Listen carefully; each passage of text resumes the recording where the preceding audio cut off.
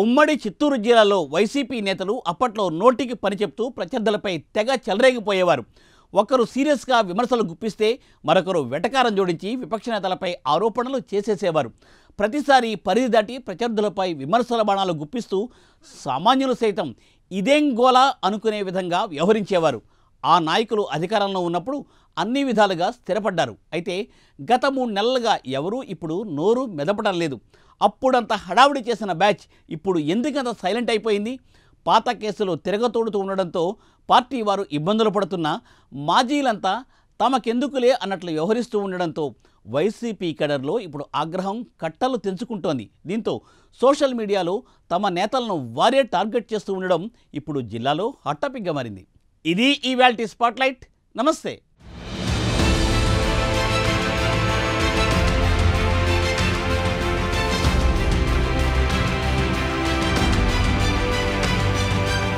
ఉమ్మడి చిత్తూరు జిల్లాలో 2019 ఎన్నికల్లో టీడీపీకి ఒకే ఒక్క సీటు దక్కింది. టీడీపీ అధినేత చంద్రబాబు నాయుడు మాత్రమే కుప్పంలో తన విజయ పరంపర కొనసాగించారు. ఆ ఎఫెక్ట్తో జిల్లా వైసీపీ నేతలు ఆడింది ఆట పాడింది పాట అన్నట్లుగా అధికారం చలాయించారు. కుప్పంలో కూడా చంద్రబాబును ఓడిస్తామని ప్రగల్భాలు పలికారు. సీన్ కట్ చేస్తే జిల్లాలో పెద్దిరెడ్డి బ్రదర్స్ ఇద్దరే కనాకష్టంగా గెలిచారు. దీంతో గత 5 ఏళ్లలో అయినదానికి కానిదానికి కయ్యానికి కాలు దువ్విన నేతలందరూ ఓటమి తర్వాత సైలెంట్ అయిపోయారు. అప్పట్లో వైసీపీ నేతల వెంట నడిచిన క్యాడర్ అంతా ఈ పరిస్థితిని జీర్ణించుకోలేకపోతోంది.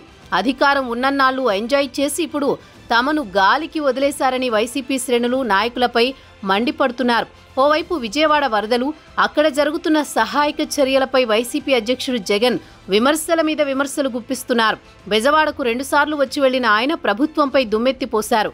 తర్వాత బెంగళూరు నుంచి సోషల్ మీడియాలో పెద్ద పెద్ద పోస్టులు పెడుతూ విమర్శలు కొనసాగిస్తూనే ఉన్నారు.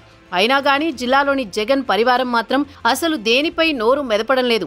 అధ్యక్షుడు చూసుకుంటారు, మాకెందుకులే అన్నట్లు వ్యవహరిస్తున్నారు. గత 60 ఏళ్లలో ఎన్నడూ లేని విధంగా వరదలు ముంచెత్తడంతో విజయవాడలోని కొన్ని ప్రాంతాలు నీట మునిగాయి. సమగ్ర సమాచారం లేకుండా అక్కడకు వెళ్లిన మాజీ ముఖ్యమంత్రి బుడమేరు వరదపై అవగాహన లేకుండా మాట్లాడి అబాసు పాలయ్యారు. వరద ప్రాంతాలకు అలా వచ్చి ఇలా వెళ్లిపోయిన మాజీ ముఖ్యమంత్రి వ్యాఖ్యలపై విమర్శలు వెల్లువెత్తాయి. గతంలో అధినేత చూసి రమ్మంటే కాల్చి వచ్చిన నేతలందరూ ఇప్పుడు వాటిపై స్పందించడమే మానేశారు. చంద్రబాబుపై ఎదురుదాడిలో ముందుండే జిల్లాకు చెందిన మాజీ మంత్రులు నారాయణస్వామి, పెద్దిరెడ్డి రామచంద్రారెడ్డి, మాజీ ఎమ్మెల్యేలు భూమన కరుణాకర్ రెడ్డి, చెవిరెడ్డి భాస్కర్ రెడ్డి, బియ్యం మధుసూదన్ రెడ్డి అసలు రాష్ట్రంలో వరదలొచ్చిన సంగతే తెలియనట్లు వ్యవహరిస్తున్నారు.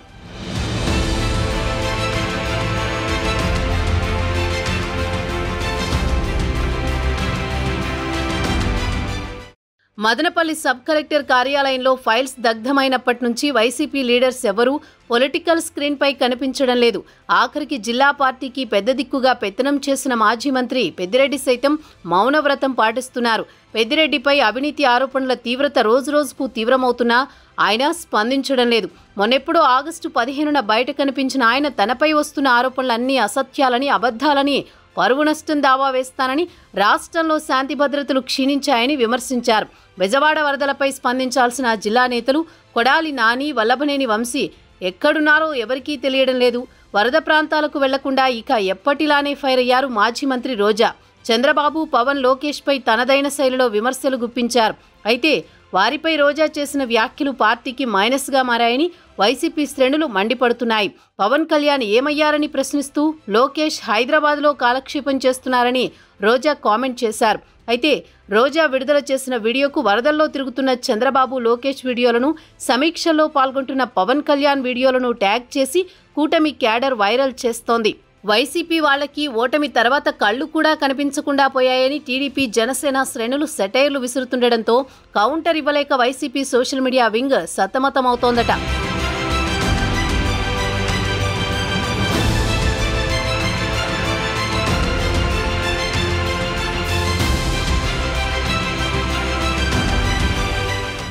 ఇక శ్రీకాళహస్తి మాజీ ఎమ్మెల్యే బియ్యపు మధుసూదన్ రెడ్డి అయితే అప్పట్లో చంద్రబాబు, లోకేష్తో పాటు పవన్ కళ్యాణ్పై వ్యంగ్యాస్త్రాలు విసిరేవారు. చిత్ర విచిత్రమైన పదజాలాన్ని వాడేవారు.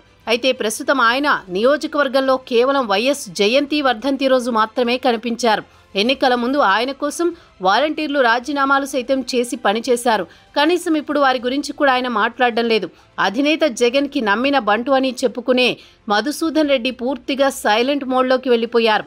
నియోజకవర్గంలో 18,000 ఎకరాలు పైగా కబ్జాకు గురయ్యాయని బీజేపీ రాష్ట్ర నాయకుడు కోల ఆనంద్ ఇప్పుడు సరికొత్త అంశాన్ని తెర మీదకు తీసుకువచ్చారు. దానికి తోడు రాజీవ్ నగర్ ఇళ్ల స్థలాలపై ఇప్పుడు విచారణ ప్రారంభమైంది. టీడీపీ ఎమ్మెల్యే బొజ్జల సుధీర్ రెడ్డి గత ప్రభుత్వంలో జరిగిన అక్రమాలపై స్పెషల్ ఫోకస్ పెడుతున్నారు. అప్పట్లో గుడిలోనూ బడిలోనూ వీధుల్లోనూ హడావుడి చేసిన బియ్యం మాత్రం ప్రస్తుతం నోరు విప్పడం లేదు. మొత్తానికి ఉమ్మడి జిల్లాలో వైసీపీ నేతల మౌనానికి కేసుల భయమా లేకపోతే ఎందుకొచ్చిన తలనొప్పిలే అనుకుంటున్నారా అన్నది తెలియడం లేదు.